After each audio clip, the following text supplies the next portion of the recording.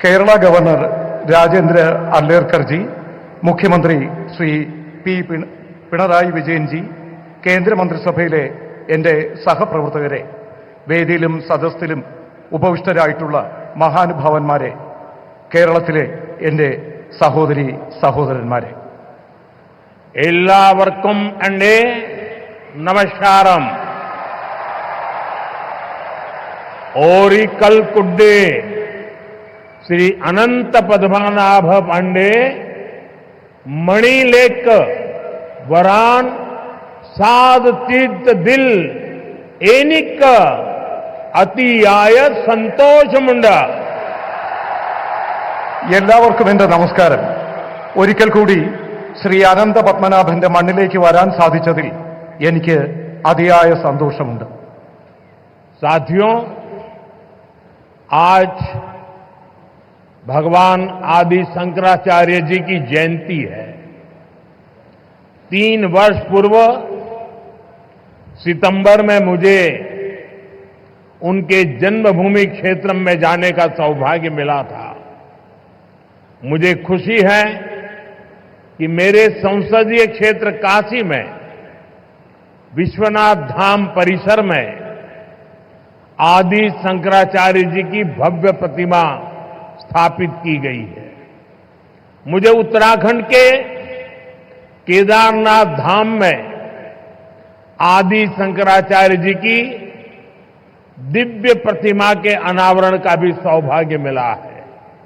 और आज ही देवभूमि उत्तराखंड में केदारनाथ मंदिर के पट खुले हैं. केरला से निकलकर देश के अलग अलग कोनों में मठों की स्थापना करके आदि शंकराचार्य जी ने राष्ट्र की चेतना को जागृत किया. इस पुनीत अवसर पर मैं उन्हें श्रद्धापूर्वक नमन करता हूं. സുഹൃത്തുക്കളെ, ഇന്ന് ഭഗവാൻ ആദി ശങ്കരാചാര്യ ജയന്തിയാണ്. 3 വർഷങ്ങൾക്ക് മുൻപ് സെപ്റ്റംബറിൽ എനിക്ക് അദ്ദേഹത്തിന്റെ ജന്മഭൂമി ക്ഷേത്രം സന്ദർശിക്കാനുള്ള സൗഭാഗ്യം ലഭിച്ചു. എന്റെ മണ്ഡലമായ കാശിയിൽ വിശ്വനാഥ് ധാമിൽ അതിന്റെ പരിസരത്ത് ആദി ശങ്കരാചാര്യരുടെ ഭവ്യമായ പ്രതിമ സ്ഥാപിച്ചിട്ടുണ്ട്. എനിക്ക് ഉത്തരാഖണ്ഡിലെ കേദാരനാഥ് ധാമിലും ആദി ശങ്കരാചാര്യരുടെ ദിവ്യ പ്രതിമ അനാവരണം ചെയ്യുന്നതിനുള്ള സൗഭാഗ്യം ലഭിച്ചിട്ടുണ്ട്. ഇന്നാണ് ദേവഭൂമിയായ ഉത്തരാഖണ്ഡിൽ കേദാരനാഥ മന്ദിർ തുറക്കുന്നത്. കേരളത്തിൽ നിന്ന് പുറപ്പെട്ട രാജ്യത്തിന്റെ വിവിധ മഠങ്ങൾ സ്ഥാപിച്ചുകൊണ്ട് വിവിധ ഭാഗങ്ങളിൽ ആദി ശങ്കരാചാര്യർ രാഷ്ട്ര ചൈതന്യം ഉണർത്താൻ ശ്രമിച്ചു. ഈ പവിത്രമായ അവസരത്തിൽ ഞാൻ അദ്ദേഹത്തിന് മുന്നിൽ ശിരസ് നമിക്കുന്നു. साथियों, यहां एक और अपनी संभावनाओं के साथ उपस्थित ये विशाल समुद्र है और दूसरी ओर प्रकृति का अद्भुत सौंदर्य है.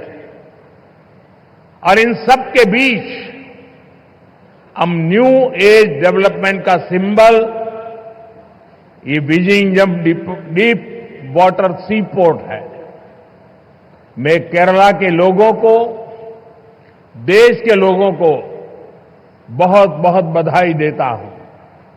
സുഹൃത്തുക്കളെ, ഇവിടെ ഒരു ഭാഗത്ത് അപാരമായ സാധ്യതകളുള്ള വിശാലമായ സമുദ്രം, മറുഭാഗത്ത് പ്രകൃതി സൗന്ദര്യം വാർന്നൊഴുകുന്ന വിവിധ പ്രദേശങ്ങൾ.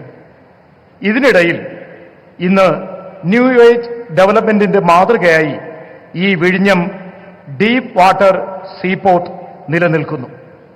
ഞാൻ കേരളത്തിലെ ആളുകൾക്കും ദേശവാസികൾക്കും അഭിനന്ദനങ്ങൾ അറിയിക്കുകയാണ്.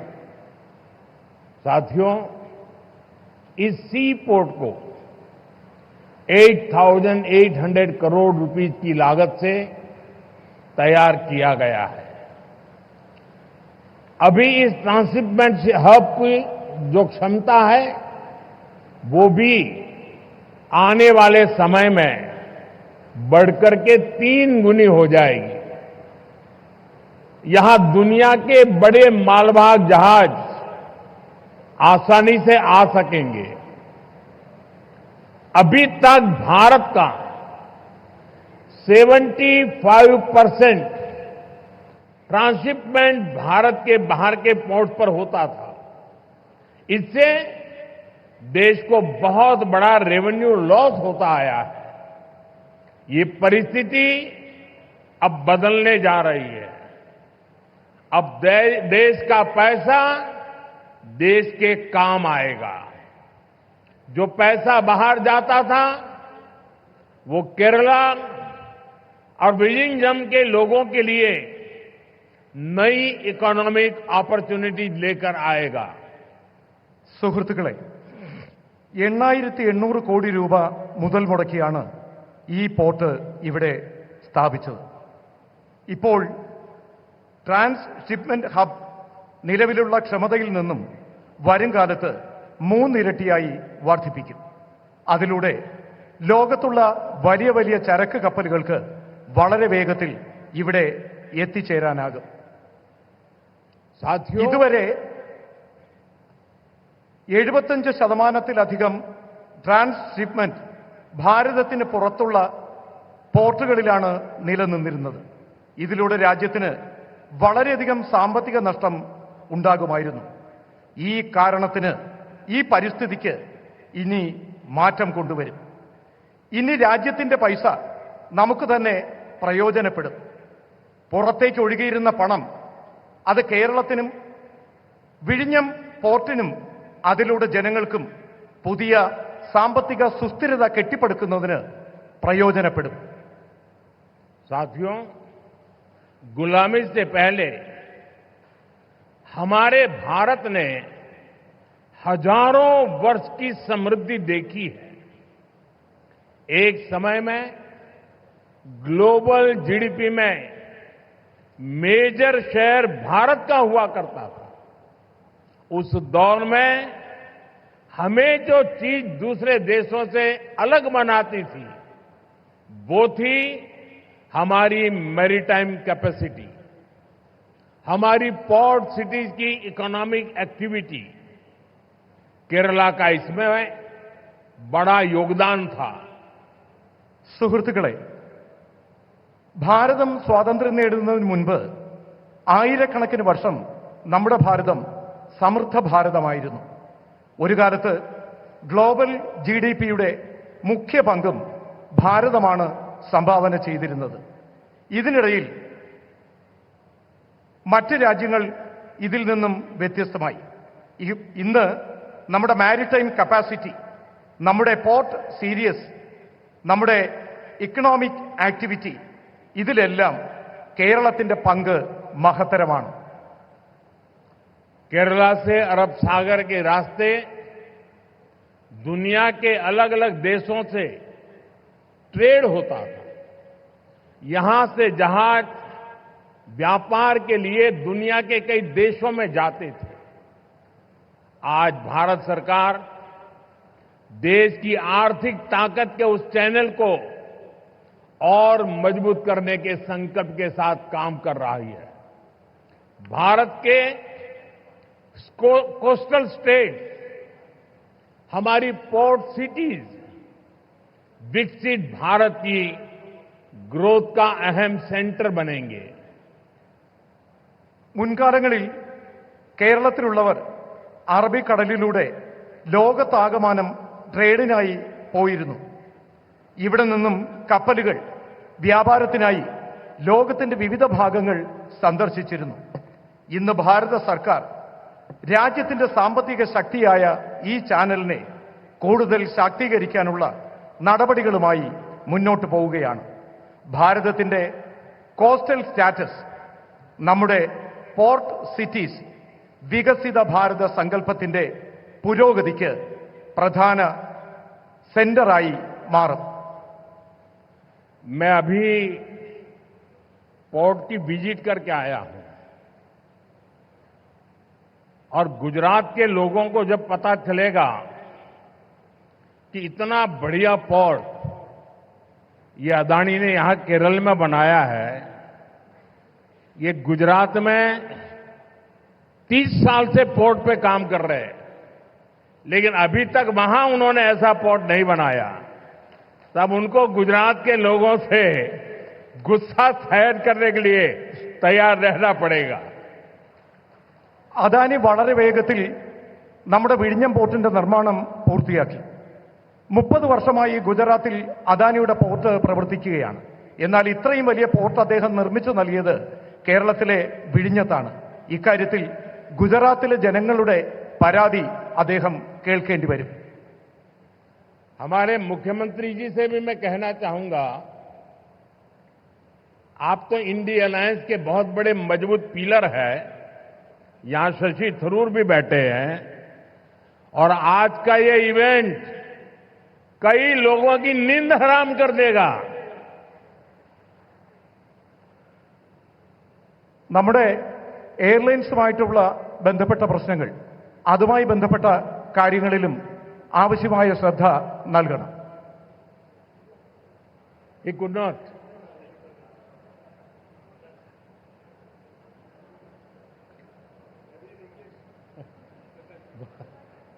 वेल मैसेज चला गया जहां जा रहा था.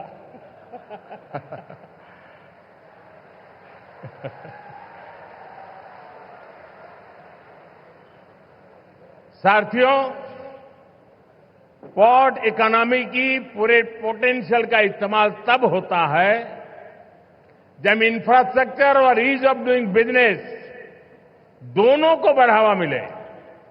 पिछले 10 वर्षों में यही भारत सरकार की पोर्ट और वाटरवेज पॉलिसी का ब्लूप्रिंट रहा है. हमने इंडस्ट्रियल एक्टिविटीज और राज्य के होलिस्टिक विकास के लिए तेजी से काम आगे बढ़ाया है. സുഹൃത്തുക്കളെ, പോർട്ട് ഇക്കോണമിയുടെ മുഴുവൻ പൊട്ടൻഷ്യലും ഇപ്പോൾ പ്രയോജനപ്പെടുത്തുകയാണ്. ഇതിനുള്ള ഇൻഫ്രാസ്ട്രക്ചറും ഈസ് ഓഫ് ഡൂയിങ് ബിസിനസ്സും രണ്ടും പുരോഗമനത്തിലേക്ക് സഞ്ചരിക്കുകയാണ്. കഴിഞ്ഞ 10 വർഷത്തിനുള്ളിൽ ഭാരത സർക്കാർ പോർട്ട് വാട്ടർവേജ് പോളിസി അതിന്റെ ബ്ലൂ പ്രിന്റ് തയ്യാറാക്കിയിട്ടുണ്ട്. നാം ഇൻഡസ്ട്രിയൽ ആക്ടിവിറ്റികൾ, സംസ്ഥാനങ്ങളുടെ ഹോളിസ്റ്റിക് വികസനം എന്നിവയുടെ പ്രവർത്തനങ്ങൾ വേഗത്തിൽ മുന്നോട്ട് കൊണ്ടുപോവുകയാണ്. भारत सरकार ने राज्य सरकार के सहयोग से सागरमाला परियोजना के तहत पोर्ट इंफ्रास्ट्रक्चर को अपग्रेड किया है, पोर्ट कनेक्टिविटी को भी बढ़ाया है. पीएम गति शक्ति के तहत वाटरवेज, रेलवेज, हाईवेज और एयरवेज की इंटर कनेक्टिविटी को तेज गति से बेहतर बनाया जा रहा है. ईज ऑफ डूइंग बिजनेस के लिए जो रिफॉर्म्स किए गए हैं, उससे पोर्ट्स और अन्य इंफ्रास्ट्रक्चर सेक्टर में भी इन्वेस्टमेंट बढ़ा है. ഭാരത സർക്കാർ സംസ്ഥാന സർക്കാരുകളുടെ സഹകരണത്തോടുകൂടി സാഗർമാല പരിയോജന അതിന് കീഴിൽ പോർട്ട് ഇൻഫ്രാസ്ട്രക്ചർ അപ്ഗ്രേഡ് ചെയ്യുകയാണ്. പോർട്ട് കണക്ടിവിറ്റിയും വർദ്ധിപ്പിക്കുകയാണ്. PM ഗതിശക്തി പദ്ധതിയുടെ ഭാഗമായി വാട്ടർവേസ്, റെയിൽവേസ്, ഹൈവേസ്, എയർവേസ് ഇവ തമ്മിലുള്ള ഇന്റർ കണക്ടിവിറ്റി അതിവേഗം മുന്നോട്ട് കൊണ്ടുപോവുകയാണ്. ഈസ് ഓഫ് ഡൂയിങ് ബിസിനസിനായി നടത്തുന്ന റിഫോമുകൾ ഇതിലൂടെ പോർട്ടുകളും മറ്റ് ഇൻഫ്രാസ്ട്രക്ചർ സെക്ടറും അവിടെയുള്ള ഇൻവെസ്റ്റ്മെന്റ് വർദ്ധിപ്പിക്കുകയാണ്. इंडियन सीफेरर्स, उनसे जुड़े नियमों में भी भारत सरकार ने रिफॉर्म्स किए हैं और इसके परिणाम भी देश देख रहा है. 2014 में इंडियन सीफेरर्स की संख्या 1.25 लाख से भी कम थी. अब इनकी संख्या 3.25 लाख से भी ज्यादा हो गई है. आज भारत सीफेरर्स की संख्या के मामले में दुनिया के टॉप 3 देशों की लिस्ट में शामिल हो गया है. ഇന്ത്യൻ കടൽ യാത്രക്കാരുമായി ബന്ധപ്പെട്ട നിയമങ്ങളിലും ഭാരത സർക്കാർ മാറ്റം കൊണ്ടുവരികയാണ്. ഇതിന്റെ മാറ്റം രാജ്യത്ത് കാണാനാകുന്നു. 2014 ഇന്ത്യൻ സീഫയേഴ്സിന്റെ എണ്ണം 1.25 ലക്ഷത്തിൽ കുറവായിരുന്നു. എന്നാൽ ഇപ്പോൾ ആ എണ്ണം 3.25 ലക്ഷത്തിലധികം വർദ്ധിച്ചിട്ടിരിക്കുകയാണ്. ഇന്ന് ഭാരതം കടൽ യാത്രക്കാരുടെ സംഖ്യയുടെ കണക്കിൽ ലോകത്ത് ആദ്യത്തെ 3 രാജ്യങ്ങളുടെ ലിസ്റ്റിൽ ഉൾപ്പെടുന്നു. फ्रेंड्स, शिपिंग इंडस्ट्री से जुड़े लोग जानते हैं कि 10 साल पहले हमारे शिप्स को पोर्ट्स पर कितना लंबा इंतजार करना पड़ता था। उन्हें अनलोड करने में लंबा समय लग जाता था। इससे बिजनेस, इंडस्ट्री और इकोनॉमी सबकी पर स्पीड प्रभावित होती थी। लेकिन हालात अब बदल चुके हैं। पिछले 10 वर्षों में हमारे प्रमुख बंदरगाहों पर शिप टर्न अराउंड टाइम में 30% तक की कमी आई है। हमारे पोर्ट्स की एफिशिएंसी में भी बढ़ोतरी हुई है, जिसके कारण हम कम से कम ज्यादा कार्गो हैंडल कर रहे हैं.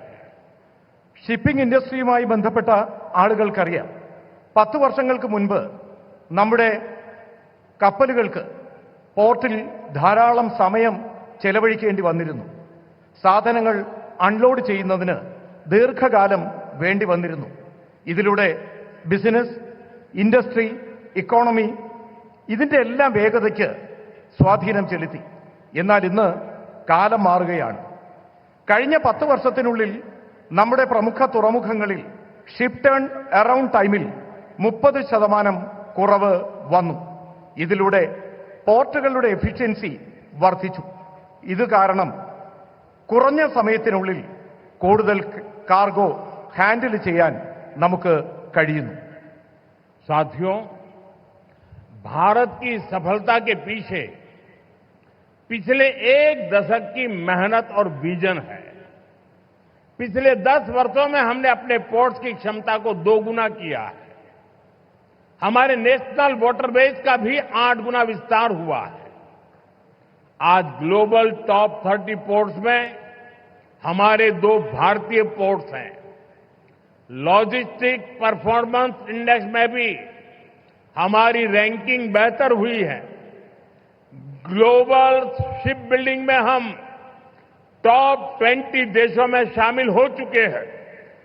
സുഹൃത്തുക്കളെ, ഭാരതത്തിന്റെ ഈ വിജയം കഴിഞ്ഞ ദശകങ്ങളിലെ നമ്മുടെ പരിശ്രമത്തിന്റെയും കഴിഞ്ഞ 10 വർഷത്തിനുള്ളിൽ നമ്മുടെ പോർട്ടുകളുടെ ക്ഷമത 2 ഇരട്ടി വർദ്ധിച്ചു. നമ്മുടെ നാഷണൽ വാട്ടർവേസിന്റെ വേഗത 8 ഇരട്ടി വർദ്ധിച്ചു. ഇന്ന് ഗ്ലോബൽ ടോപ്പ് 30 പോർട്ടുകളിൽ നാം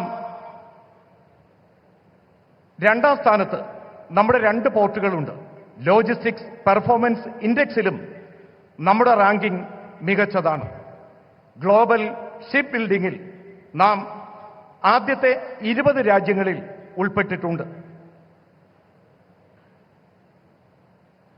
अपने बेसिक इंफ्रास्ट्रक्चर को ठीक करने के बाद हम अब ग्लोबल ट्रेड में भारत की स्ट्रेटेजिक पोजीशन पर फोकस कर रहे हैं. इस दिशा में हमने मैरीटाइम अमृतकाल विजन लॉन्च किया है. विकसित भारत के लक्ष्य तक पहुंचने के लिए हमारी मैरीटाइम स्ट्रेटेजी का वो क्या होगी, हमने उसका रोड मैप बनाया है. നമ്മുടെ റോഡ് ബേസിക് ഇൻഫ്രാസ്ട്രക്ചർ ശരിയാക്കിയതിനു ശേഷം നാം ഇപ്പോൾ ഗ്ലോബൽ ട്രേഡിൽ ഭാരതത്തിന്റെ സ്ട്രാറ്റജിക് പൊസിഷൻ ഫോക്കസ് ചെയ്യുകയാണ്. ഈ ദിശയിൽ നാം മാരിടൈം അമൃത്കാൽ വിഷൻ ലോഞ്ച് ചെയ്തിട്ടുണ്ട്.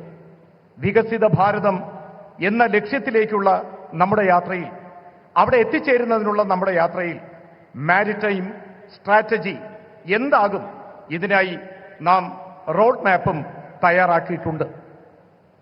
आपको याद होगा G20 समिट में हमने कई बड़े देशों के साथ मिलकर India middle east Europe corridor पर सहमति बनाई है। इस रूट पर केरला बहुत महत्वपूर्ण पोजीशन पर है। केरला को इसका बहुत लाभ होने वाला है। നിങ്ങൾക്ക് ഓർമ്മ കാണും, G20 സബ്മിറ്റിൽ നാം വലിയ രാജ്യങ്ങളോടൊപ്പം ചേർന്ന് India middle east Europe corridor എന്ന കാര്യത്തിന് അനുവാദം നേടിയിട്ടുണ്ട്. ഈ റൂട്ടിൽ കേരളം വളരെ മുന്നിലാണ് പ്രവർത്തിക്കുന്നത്. കേരളത്തിന് ഇതിലൂടെ വളരെയധികം ലാഭകരമായ കാര്യങ്ങൾ ഉണ്ടാകും. साथियों, देश के मैरीटाइम सेक्टर को नई ऊंचाई देने में प्राइवेट सेक्टर का भी अहम योगदान है। पब्लिक प्राइवेट पार्टनरशिप के तहत पिछले 10 वर्षों में हजारों करोड़ रुपए का निवेश हुआ है। इस भागीदारी से न केवल हमारे पोर्ट्स ग्लोबल स्टैंडर्ड पर अपग्रेड हुए हैं, बल्कि वो फ्यूचर रेडी भी बने हैं। प्राइवेट सेक्टर की भागीदारी से इनोवेशन और एफिशिएंसी दोनों को बढ़ावा मिला है। और शायद मीडिया के लोगों ने एक बात पर ध्यान केंद्रित किया होगा, जब हमारे पोर्ट मिनिस्टर अपना भाषण दे रहे थे तो उन्होंने कहा, अदानी का उल्लेख करते हुए उन्होंने कहा कि हमारी सरकार के पार्टनर एक कम्युनिस्ट गवर्नमेंट का मंत्री बोल रहा है प्राइवेट सेक्टर के लिए कि हमारी सरकार का पार्टनर ये बदलता हुआ भारत है। സുഹൃത്തുക്കളെ, രാജ്യത്തിന്റെ മാരിടൈം സെക്ടറിൽ ഉന്നതങ്ങൾ കീഴടക്കുന്നതിന് നാം പ്രൈവറ്റ് സെക്ടറിനും ആവശ്യമായ പരിഗണന നൽകണം. പബ്ലിക് പ്രൈവറ്റ് പാർട്ട്ണർഷിപ്പിലൂടെ കഴിഞ്ഞ 10 വർഷത്തിനുള്ളിൽ രാജ്യത്ത് കോടിക്കണക്കിന് രൂപയുടെ നിക്ഷേപം നടത്തിയിട്ടുണ്ട്. ഈ പങ്കാളിത്തം കേവലം നമ്മുടെ പോർട്സ് ഗ്ലോബൽ സ്റ്റാൻഡേർഡിൽ അത് അപ്ഗ്രേഡ് ചെയ്യുന്നതിന് മാത്രമല്ല, ഫ്യൂച്ചർ റെഡിയായി ഇത് നിലനിർത്തുന്നതിനും പ്രയോജനപ്പെടുത്തണം. പ്രൈവറ്റ് സെക്ടറിന്റെ പങ്കാളിത്തം, ഇന്നവേഷൻ, എഫിഷ്യൻസി ഇത് രണ്ടും വർദ്ധിപ്പിക്കുകയാണ്. നമ്മുടെ പ്രിയപ്പെട്ട പോർട്ട് മിനിസ്റ്റർ അദ്ദേഹം സ്വാഗതം പറഞ്ഞപ്പോൾ ശ്രീ അദാനിയെ ചൂണ്ടിക്കാണിച്ചുകൊണ്ട് പ്രൈവറ്റ് മേഖലയ്ക്ക് പ്രാധാന്യം നൽകണം എന്ന് പറഞ്ഞു. ഒരു കമ്മ്യൂണിസ്റ്റ് സർക്കാരിലെ മന്ത്രിയും ഇക്കാര്യത്തിന് പ്രാധാന്യം നൽകുന്നു എന്നുള്ളത് വളരെ സന്തോഷകരമായ കാര്യമാണ്. साथियों, हम कोच्चि में ship building and repair cluster स्थापित करने की दिशा में भी आगे बढ़ रहे हैं। इस क्लस्टर के तैयार होने के उसके कारण यहां रोजगार के अनेक नए अवसर तैयार होंगे। केरला के लोकल टैलेंट को, केरला के युवाओं को आगे बढ़ने का मौका मिलेगा. സുഹൃത്തുക്കളെ, നാം കൊച്ചിയിൽ ഷിപ്പ് ബിൽഡിംഗ് റിപ്പയർ ക്ലസ്റ്റർ സ്ഥാപിച്ചു കഴിഞ്ഞു. ഈ മാർഗത്തിൽ നാം മുന്നേറുകയാണ്. ഈ ക്ലസ്റ്റർ തയ്യാറാകുന്നതിലൂടെ അവിടെ ധാരാളം പുതിയ തൊഴിലവസരങ്ങൾ സൃഷ്ടിക്കപ്പെടും. കേരളത്തിന്റെ പ്രാദേശികമായ വിഭവങ്ങൾ, കേരളത്തിലെ യുവാക്കൾ, ഇതെല്ലാം അവർക്ക് മുന്നേറുന്നതിനുള്ള അവസരങ്ങൾ നൽകും. फ्रेंड्स, भारत की शिप बिल्डिंग कैपेबिलिटीज को बढ़ाने के लिए देश अब बड़े लक्ष्य लेकर चल रहा है. इस साल बजट में भारत में बड़े शिप के निर्माण को बढ़ाने के लिए नई पॉलिसी की घोषणा की गई है. इससे हमारे मैन्युफैक्चरिंग सेक्टर को भी बढ़ावा मिलेगा. इसका सीधा लाभ हमारे एमएसएमई को होगा और इससे बड़ी संख्या में एम्प्लॉयमेंट के और एंटरप्रेन्योरशिप के अवसर तैयार होंगे. ഫ്രണ്ട്സ്, ഭാരതത്തിലെ ഷിപ്പ് ബിൽഡിംഗ് കാപ്പബിലിറ്റീസ് പുരോഗതി കൈവരിക്കുന്നതിലൂടെ രാജ്യത്ത് ഈ ലക്ഷ്യത്തിലൂടെ പ്രവർത്തനങ്ങൾ നടക്കുകയാണ്. ഇന്ന് നമ്മുടെ രാജ്യത്തിന്റെ ബഡ്ജറ്റിൽ ഭാരതം വലിയ ഷിപ്പ് നിർമ്മാണ പ്രവർത്തനങ്ങൾക്കായി അതിന്റെ പുരോഗതിക്കായി പുതിയ പുതിയ പോളിസികൾ പ്രഖ്യാപിച്ചു.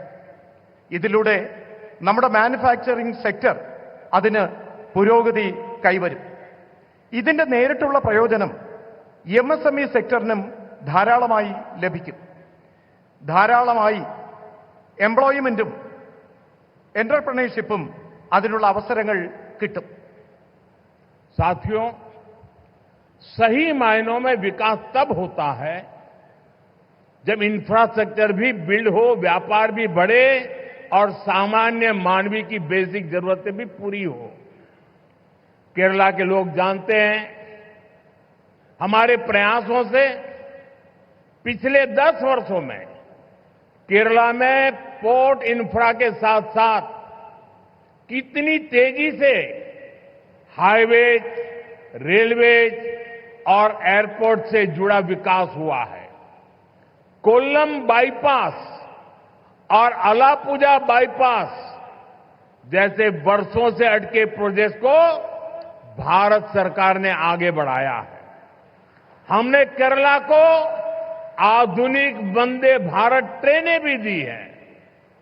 ഫ്രണ്ട്സ്, അടിസ്ഥാന സൗകര്യ വികസനം സാധ്യമാകുമ്പോഴാണ് യഥാർത്ഥത്തിൽ വികസനം സാധ്യമായി എന്ന് പറയാൻ കഴിയുന്നത്. വ്യാപാര മേഖല പുരോഗതി കൈവരിക്കണം. സാധാരണക്കാരായിട്ടുള്ള മനുഷ്യരുടെ അടിസ്ഥാന സൗകര്യങ്ങൾക്ക് വികസനം കൊണ്ടുവരണം. കേരളത്തിലെ ആളുകൾ ഇതെല്ലാം അറിയുന്നതാണ്. കഴിഞ്ഞ 10 വർഷത്തിനുള്ളിൽ ഞങ്ങളുടെ പരിശ്രമങ്ങൾ കേരളത്തിലെ പോർട്ട് ഇൻഫ്രാസ്ട്രക്ചർ വികസനത്തിനൊപ്പം അതിവേഗത്തിൽ ഹൈവേകളും റെയിൽവേയും എയർപോർട്ടും ഇതുമായി ബന്ധപ്പെട്ട വികസന പ്രവർത്തനങ്ങൾക്ക് പ്രാധാന്യം നൽകി. കൊല്ലം ബൈപ്പാസും ആലപ്പുഴ ബൈപ്പാസും വർഷങ്ങളായി മുടങ്ങിക്കിടന്ന ഈ പദ്ധതികൾ ഭാരത സർക്കാർ വളരെ വേഗത്തിൽ പ്രവർത്തനങ്ങൾ പൂർത്തിയാക്കി. फ्रेंड्स, भारत सरकार केरला के विकास से देश के विकास के मंत्र पर भरोसा करती है. हम कोऑपरेटिव फेडरलिज्म की भावना से चल रहे हैं. बीते 1 दशक में हमने केरला को विकास की सोशल पैरामीटर्स पर भी आगे ले जाने का काम किया है. जल जीवन मिशन, उज्ज्वला योजना, आयुष्मान भारत, प्रधानमंत्री सूर्यघर मुफ्त बिजली योजना, ऐसी अनेक योजनाओं से केरला के लोगों को बहुत लाभ हो रहा है. ഫ്രണ്ട്സ്, ഭാരത സർക്കാർ കേരളത്തിന്റെ വികസനത്തിന് രാജ്യത്തിന്റെ വികസനം എന്ന മന്ത്രത്തോടെ മുന്നോട്ട് പ്രവർത്തിക്കുന്നു. നാം കോപ്പറേറ്റീവ് ഫെഡറലിസം എന്ന ഭാവനയിലൂടെയാണ് സഞ്ചരിക്കുന്നത്. കഴിഞ്ഞ 1 ദശകത്തിനുള്ളിൽ കേരളത്തിന്റെ വികസനത്തെ സോഷ്യൽ പാരാമീറ്ററിന്റെ അടിസ്ഥാനത്തിൽ ദർശിച്ചുകൊണ്ട് മുന്നോട്ട് നയിക്കുന്നതിനുള്ള ഒരു പ്രവർത്തനം കേന്ദ്ര സർക്കാർ നടത്തിയിട്ടുണ്ട്. ജൽജീവൻ മിഷൻ, ഉജ്ജ്വല യോജന, ആയുഷ്മാൻ ഭാരത്, പ്രധാനമന്ത്രി സൂര്യഘർ മുഫ്ത് ബിജ്ലി യോജന ഇങ്ങനെയുള്ള പദ്ധതികളിലൂടെ കേരളത്തിലെ ആളുകൾക്ക് കൂടുതൽ പ്രയോജനം കൊണ്ടുവരുന്നതിന് ശ്രമിച്ചു. साथियों, हमारे फिशरमैन का बेनिफिट भी हमारी प्राथमिकता है. ब्लू रिवॉल्यूशन और प्रधानमंत्री मत्स्य संपदा योजना के तहत केरला के लिए सैकड़ों करोड़ रुपए की परियोजनाओं को मंजूरी दी गई है.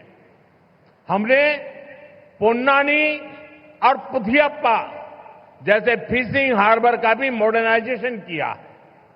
केरला में हजारों मछुआरे भाई बहनों को किसान क्रेडिट कार्ड भी दिए गए हैं, जिसके कारण उन्हें सैकड़ों करोड़ रुपए की मदद मिली है. സുഹൃത്തുക്കളെ, നമ്മുടെ മത്സ്യത്തൊഴിലാളികളായ സഹോദരങ്ങളുടെ പുരോഗമനവും നാം പ്രഥമ പരിഗണന നൽകുന്നു. ബ്ലൂ റവല്യൂഷൻ, പ്രധാനമന്ത്രി മത്സ്യസമ്പദാ യോജന ഈ പദ്ധതികളിലൂടെ കേരളത്തിലെ കോടിക്കണക്കിന് രൂപയാണ് ഇവിടെ വിവിധ പദ്ധതികൾക്കായി പ്രയോജനപ്പെടുത്തിയത്. നാം പൊന്നാനിയും പുതിയപ്പ ഫിഷിംഗ് ഹാർബറുകളുടെ മോഡേണൈസേഷൻ നടത്തുന്നതിനുള്ള പദ്ധതികൾ നടത്തുകയാണ്. കേരളത്തിലെ ആയിരക്കണക്കിന് മത്സ്യത്തൊഴിലാളികൾക്ക്, സഹോദരീ സഹോദരന്മാർക്ക് കിസാൻ ക്രെഡിറ്റ് കാർഡ് നൽകി.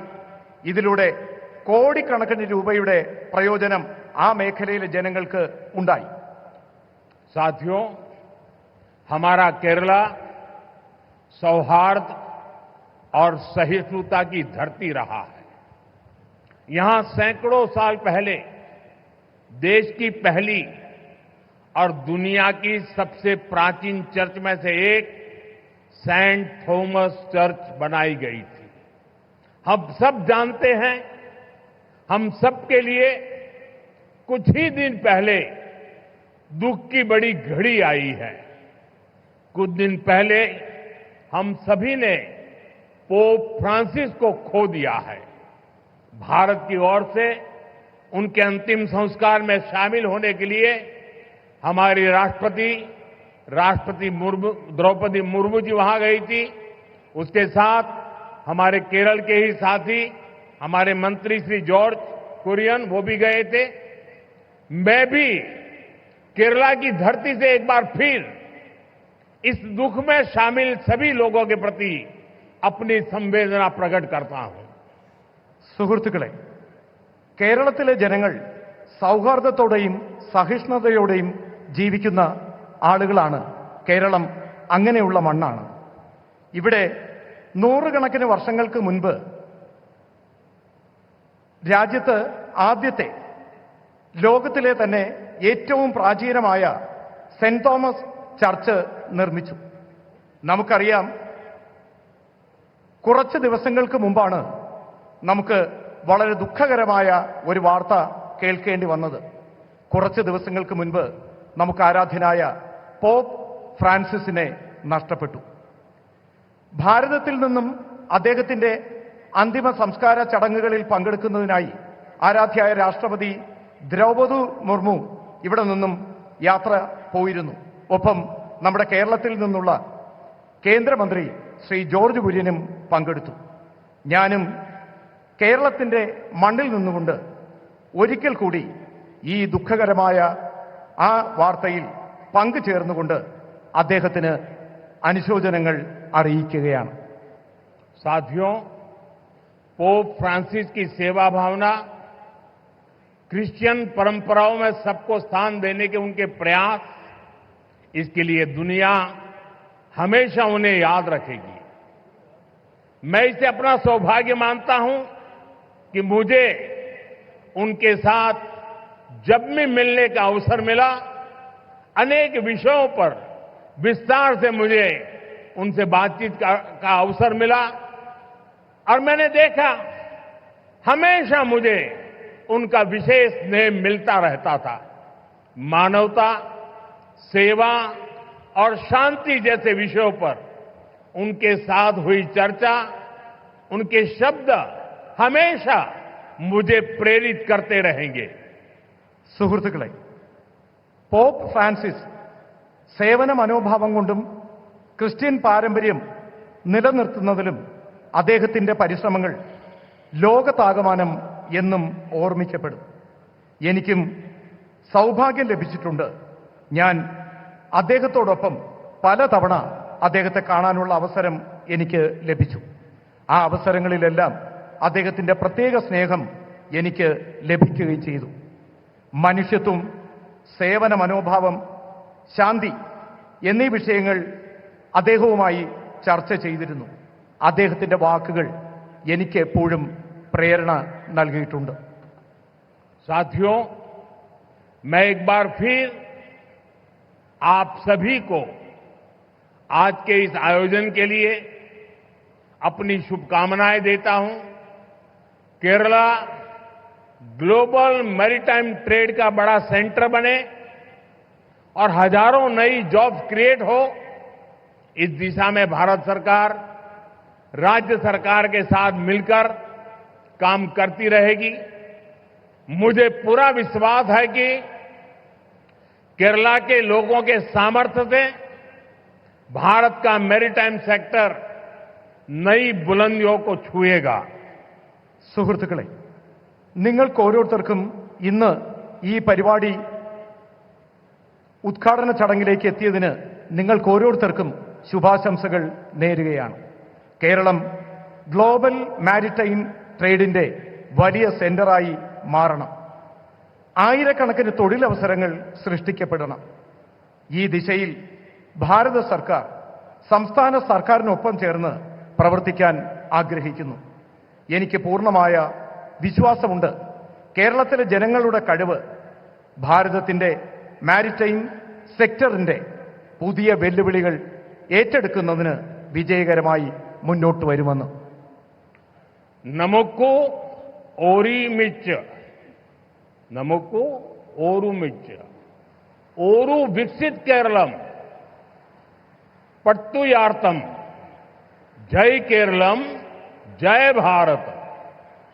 നമുക്കൊരുമിച്ച് ഒരു വികസിത കേരളം പടുത്തുയർത്താം. ജയ് കേരളം ജയ് ഭാരത്. ധന്യവാദ്. വളരെയധികം നന്ദി.